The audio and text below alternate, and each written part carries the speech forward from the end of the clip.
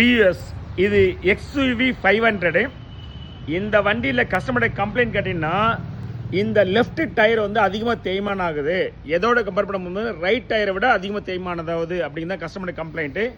இந்த லெஃப்ட் சைடில் உள்ள டயரில் இந்த சைடு பார்த்தீங்கன்னா உங்களுக்கு தேய்மானம் ஆயிருக்கு. சரிங்களா, இதுதான் அப்படியே ஃபுல்லாக பார்த்தீங்கன்னா உங்களுக்கு படிப்படியாக இருக்குது, ஸ்டெப் ஸ்டெப்பாக இருக்குது. ஆனால் இந்த சைடில் நல்லா இருக்குது. சரிங்களா, அதுக்கான காரணம் என்ன கேட்டிங்கன்னா இந்த லெஃப்ட் சைடில் பாருங்கள் எந்த அளவுக்கு டயராக இருக்குது பாருங்கள்.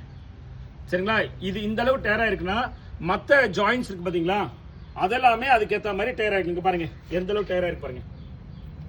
ஸோ இந்த மாதிரி உங்களுக்கு ரியர் சஸ்பென்ஷனு ஜாயின்ஸ்லாம் டயர் ஆகிடுச்சு அப்படின்னா உங்களுக்கு டயரில் இந்த மாதிரி தேய்மானம் ஆக தான் செய்யும். இப்போ நம்ம என்ன பண்ண போகிறோன்னா இந்த தேய்மானான டயர் இருக்கு இல்லையா, அது லெஃப்ட் சைட்லேருந்து கழட்டி இப்போ ரைட் சைடில் ஸ்வாப் பண்ணுறோம். சரியா, அது ரொம்ப குட் ப்ராக்டிஸ்லாம் கிடையாது. Something is better than nothing அப்படிங்கிற கான்செப்டில் தான் இப்போ பண்ணுறோம். ரைட்டான ப்ராக்டிஸ் என்ன, இந்த டயரை மாற்றணும்.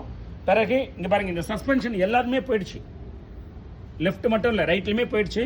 லெஃப்ட்டில் ரொம்ப அதிகமாக போயிருக்கு, அதனால தான் இந்த சைடு ரொம்ப தேயுது மற்ற இடத்துல கம்பேர் பண்ணும்போது. ஸோ இப்போ இந்த டயரு பிறகு இந்த சஸ்பென்ஷன் ஒர்க்லாம் மாற்றினா தான் இந்த ப்ராப்ளம் கம்ப்ளீட்டாக சால்வ் ஆகும். சரிங்களா, கூடவே வந்து பிரேக் காலிபர் இஷ்யூ இருக்குது. ஸோ பிரேக் காலிபருக்கு நம்ம பிரேக் காலிபர் வந்து ஃபிட் பண்ணிட்டு இருக்கோம். நம்ம சேனல் இன்னும் நீங்கள் சப்ஸ்கிரைப் பண்ணலாம், ப்ளீஸ் சப்ஸ்கிரைப். தேங்க்யூ.